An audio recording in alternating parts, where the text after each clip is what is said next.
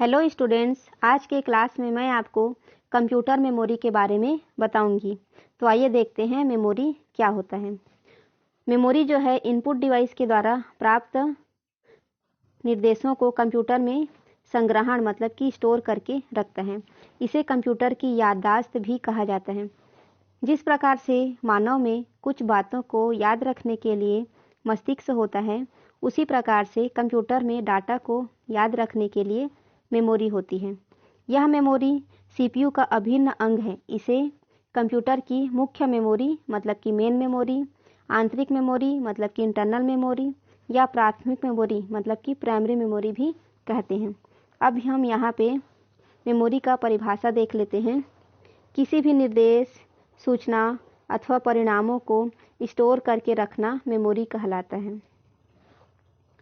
अब हम जान लेते हैं मेमोरी कितने प्रकार के होते हैं। तो कंप्यूटरों में एक से अधिक मेमोरी होती है। हम उनको सामान्यतः प्राथमिक मतलब कि प्राइमरी और द्वितीयक मतलब कि सेकेंडरी मेमोरी के रूप में वर्गीकृत कर सकते हैं। तो जो प्राथमिक मेमोरी होती है वो दो प्रकार की होती है। पहला है अस्थिर मतलब वोलाटाइल और स्थिर मतलब कि नॉन वोलाटाइल। यहाँ पे अस्थिर का मतलब अस्थायी और स्थिर का मतलब स्थायी होता है। अस्थिर मेमोरी जो होते हैं मतलब कि टेम्परेरी मेमोरी, डेटा को अस्थायी रूप से कंप्यूटर ऑन होने से लेकर के कंप्यूटर बंद होने तक रखते हैं। अर्थात कंप्यूटर अचानक बंद होने या बिजली के चले जाने पर कंप्यूटर से डाटा नष्ट हो जाता है। ये अस्थायी मेमोरी होते हैं। अब हम जान लेते हैं स्थिर मेमोरी मतलब कि परमानेंट मेमोरी के बारे में। तो परमानेंट मेमोरी जो होते हैं आपके कंप्यूटर को प्रारंभ करने में सहायक होते हैं। इसमें कुछ अत्यंत उपयोगी फर्मवेयर होते हैं जो कंप्यूटर को बूट करने में मदद करते हैं। यहाँ पर बूटिंग जो होता है कंप्यूटर को शुरू करने की प्रक्रिया को कहा जाता है। जब हम कंप्यूटर स्टार्ट करते हैं तो स्टार्ट होने में थोड़ा सा समय लेता है, यही प्रक्रिया बूटिंग कहलाती है। और ये जो स्थायी मेमोरी होता है इसी को ही मुख्य मेमोरी भी कहा जाता है। अब हम जान लेते हैं सेकेंडरी मेमोरी मतलब कि द्वितीयक संग्रहण। तो जो हमारे डेटा को लंबे समय तक रखता है उसे सेकेंडरी मेमोरी कहा जाता है। द्वितीयक संग्रहण कई रूपों में आते हैं, जैसे कि floppy disk, hard disk, CD, DVD, pen drive, memory card आदि। आइए अब हम ये जान लेते हैं कि कंप्यूटर में डाटा को किस प्रकार से स्टोर करके रखा जाता है। तो यहाँ बीट और बाइट के बारे में जानते हैं। तो मेमोरी में स्टोर किया गया जो डाटा होता है 0 तथा 1 के रूप में परिवर्तित हो जाता है और यही 0 1 को संयुक्त रूप से बाइनरी डिजिट कहा जाता है। संक्षेप में कहें तो बाइनरी डिजिट को ही बीट कहा जाता है। यह बीट जो है कंप्यूटर की मेमोरी में घेरे गए स्थान को मापने की सबसे छोटी इकाई होती है। मतलब कि कंप्यूटर में जो सबसे छोटी इकाई होती है मेमोरी को स्टोर करने की वो 0 तथा 1 है और यही 0 1 बीट कहलाता है। अब हम और जान लेते हैं यहाँ पे ये जो बीट्स होते हैं किस प्रकार से इनका मापन किया जाता है।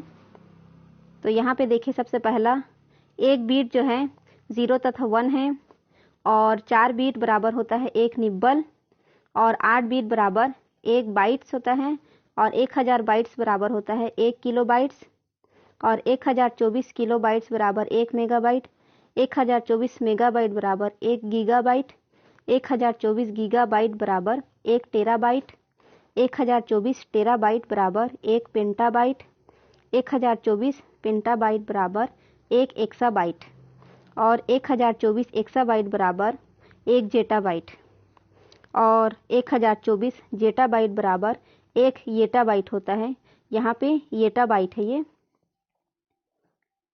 चलिए अब हम ये जान लेते हैं मेमोरी कितने प्रकार के होते हैं।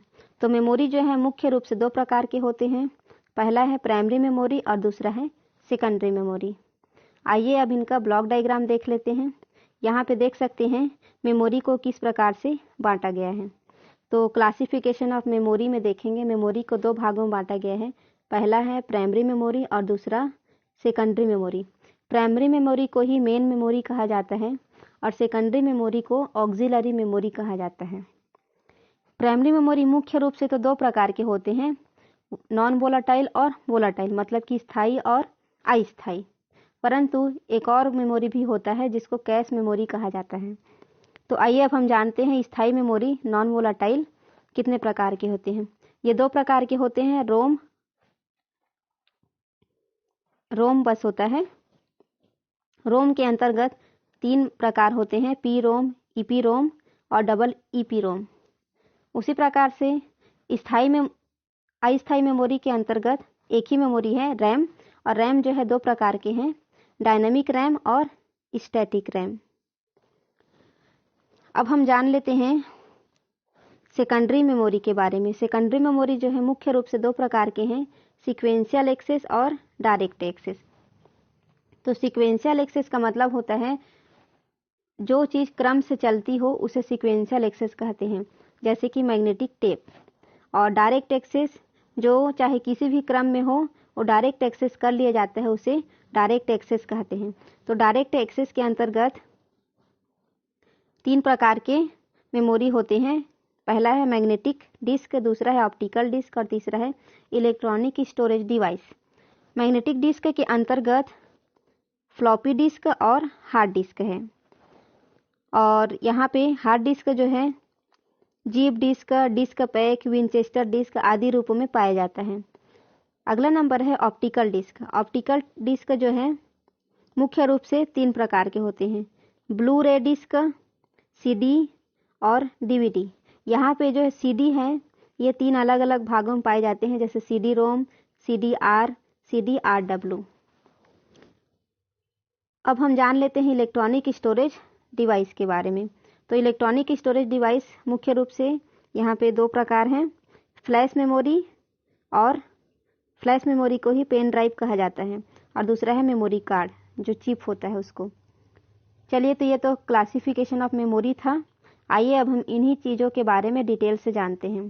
तो सबसे पहला देखते हैं प्राइमरी मेमोरी। प्राइमरी मेमोरी जो होता है कंप्यूटर का सबसे महत्वपूर्ण भाग है, जहां डाटा, सूचना और प्रोग्राम प्रक्रिया के दौरान उपस्थित रहते हैं और आवश्यकता पड़ने पर तत्काल उपलब्ध रहते हैं। यह मेमोरी जो है अस्थिर मेमोरी होती है। अस्थिर मतलब कि अस्थायी मेमोरी होती है, क्योंकि इसमें लिखा हुआ डाटा कंप्यूटर बंद होने या बिजली के चले जाने पर मिट जाता है। इसे ही प्राइमरी मेमोरी कहा जाता है। इसे प्राथमिक मेमोरी या मुख्य मेमोरी भी कहते हैं। तो प्राइमरी मेमोरी मुख्य रूप से 2 प्रकार के होते हैं, रैम और रोम। यहाँ पे ब्लॉक डायग्राम देख सकते हैं। यहाँ पे प्राइमरी मेमोरी रैम और रोम। रैम के अंतर्गत एस रैम, डी रैम, और रोम के अंतर्गत पी रोम, ईपी रोम, डबल ईपी रोम।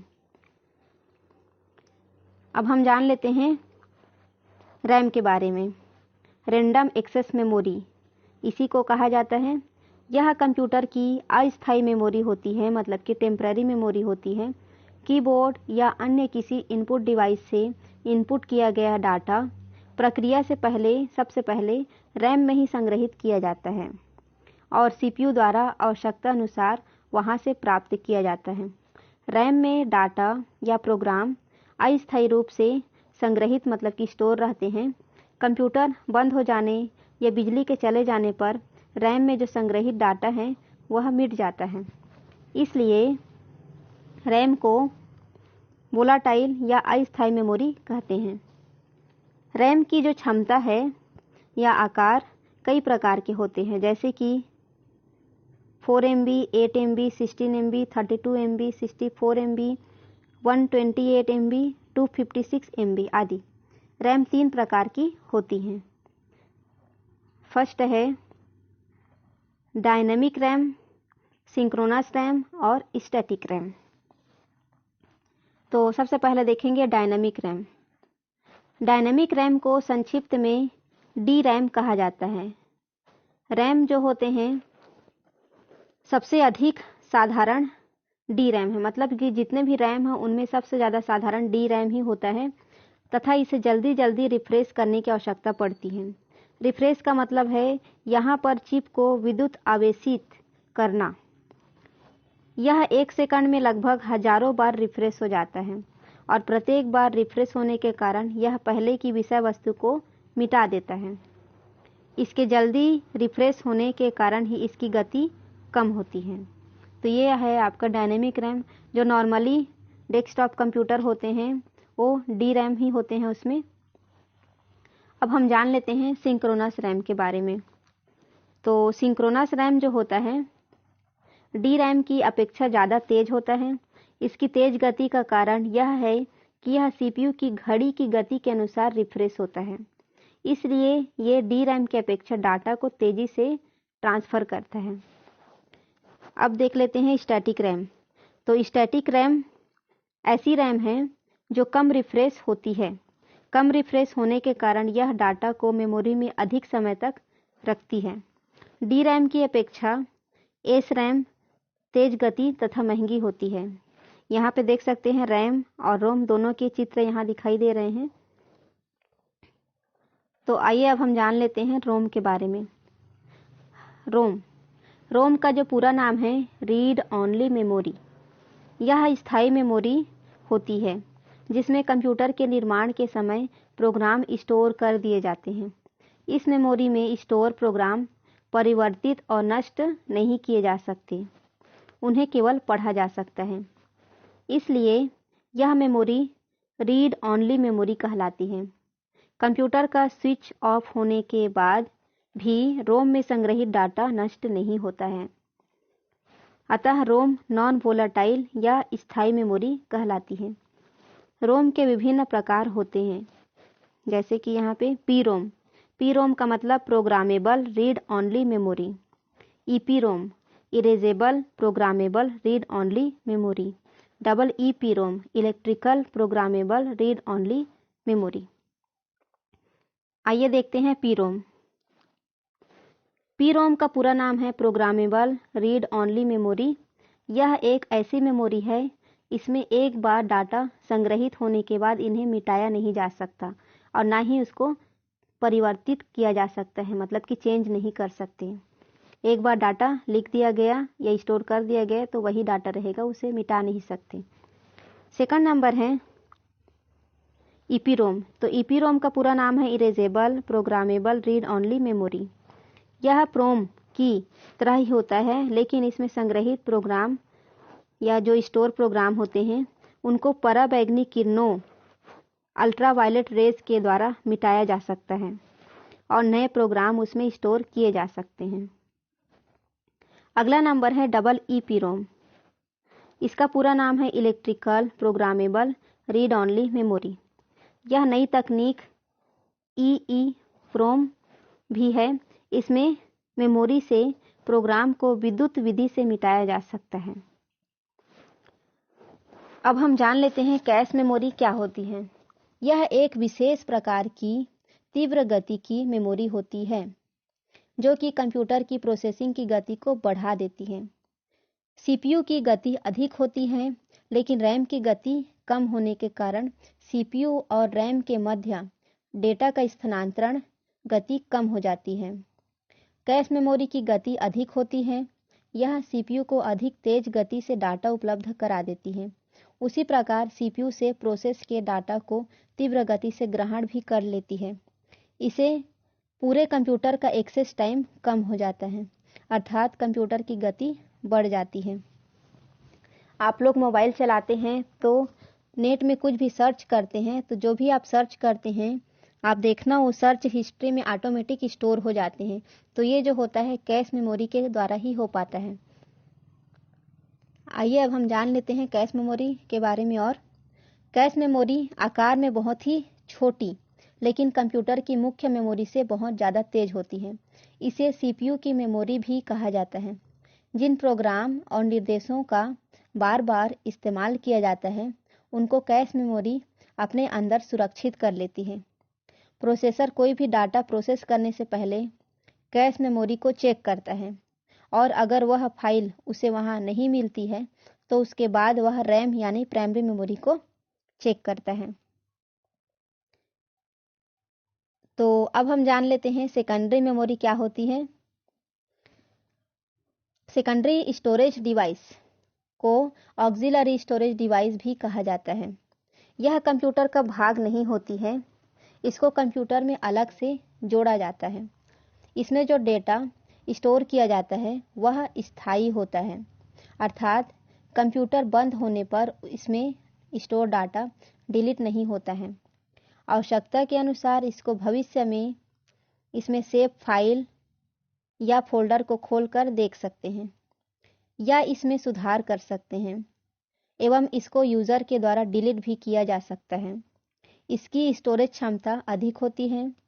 सेकेंडरी स्टोरेज डिवाइस में प्राइमरी मेमोरी की अपेक्षा कई गुना अधिक डाटा स्टोर करके रख सकते हैं, जो कि स्थानांतरणीय होता है, मतलब कि ट्रांसफरेबल होता है। इसे कभी भी किसी को भी ट्रांसफ़र कर सकते हैं एवं डाटा को एक्सेस करने की गति प्राइमरी मेमोरी से धीमी होती है। सेकेंडरी मेमोरी में floppy disk, hard disk, compact disk, optical disk, memory card, pen drive आदि आते हैं। तो ये सारे सेकेंडरी मेमोरी के एग्जाम्पल्स हैं। तो डाटा को जो एक्सेस करने के आधार पर सेकेंडरी मेमोरी को 3 भागों में बांटा गया है। पहला है सीक्वेंशियल एक्सेस।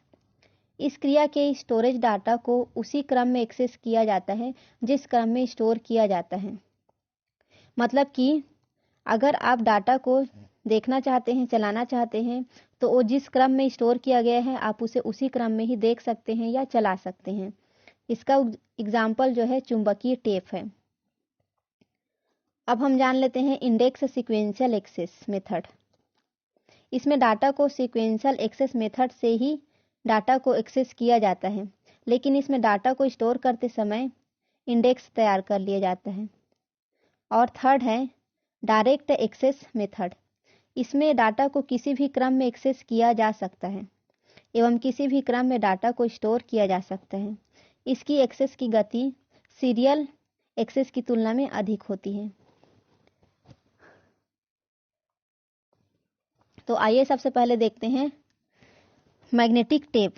सीक्वेंशियल एक्सेस का जो उदाहरण है मैग्नेटिक टेप, एकमात्र उदाहरण मैग्नेटिक टेप ही है। तो जानते हैं क्या है ये। तो मैग्नेटिक टेप भी एक स्टोरेज डिवाइस है।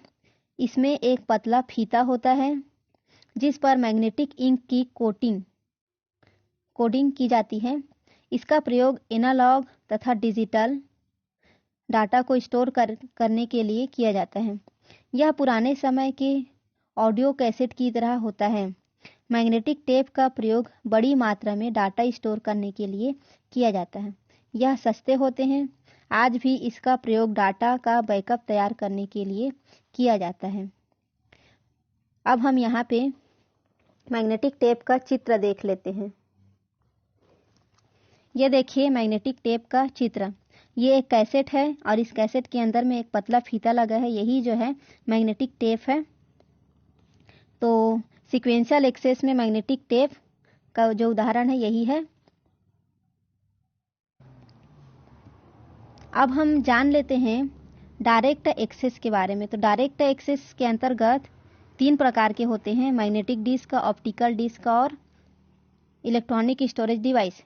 तो यहाँ पे सबसे पहले मैग्नेटिक डिस्क के बारे में जानते हैं। मैग्नेटिक डिस्क एक स्टोरेज डिवाइस है जो डेटा को राइट, रीराइट और एक्सेस करने के लिए मैग्नेटाइजेशन प्रक्रिया का उपयोग करता है। यह एक चुंबकीय कोटिंग के साथ कवर किया गया है और टैक्स, स्पॉट और सेक्टर के रूप में डाटा को संग्रहित करता है। हार्ड डिस्क, जिप डिस्क और फ्लॉपी डिस्क चुंबकीय डिस्क के सामान्य उदाहरण हैं। ये देखिए इस प्रकार से डाटा को ये स्टोर करके रखता है। तो मैग्नेटिक या चुंबकीय डिस्क 2 प्रकार के होते हैं। पहला है फ्लॉपी डिस्क और दूसरा है हार्ड डिस्क ड्राइव। अब जान लेते हैं फ्लॉपी डिस्क के बारे में। ये एक गोलाकार डिस्क है जो कि प्लास्टिक के केस में होती है। इसमें डिस्क पर मैग्नेटिक मटेरियल की परत होती है। ये सबसे पुराने समय की स्टोरेज डिवाइस में से एक है।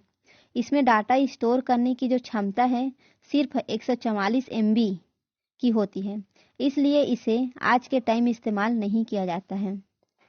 फ्लॉपी डिस्क का देख लीजिए, इस प्रकार से दिखाई देता है, एक कार्ड की भांति दिखाई दे रहा है, यही फ्लॉपी डिस्क है। फ्लॉपी डिस्क को डिकेट या फ्लॉपी भी कहा जाता है। इसका जो प्रयोग है माइक्रो कंप्यूटर में होता है। यह आकार एवं साइज के आधार पर दो प्रकार की होती है। पहला है मिनी फ्लॉपी, यह आकार में 5.25 इंच की होती है। संग्रहण क्षमता 1.2 MB होती है। इनकी ड्राइव भी आकार में इसी के आकार की होती है। सेकंड नंबर है माइक्रो फ्लॉपी, यह आकार 3.50 इंच की होती है।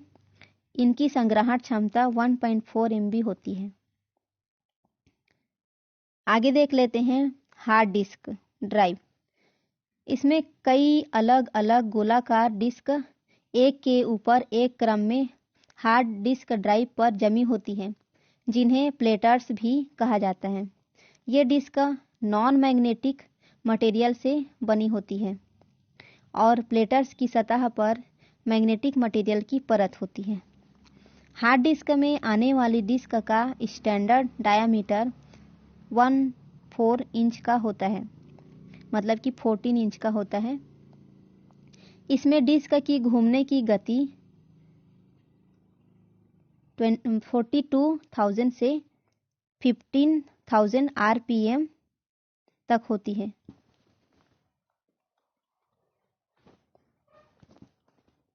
आगे जान लेते हैं, यहाँ पे देख सकते हैं हार्ड डिस्क ड्राइव इस प्रकार से दिखाई देता है।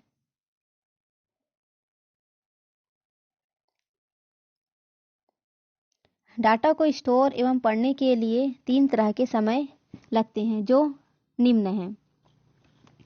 Seek time.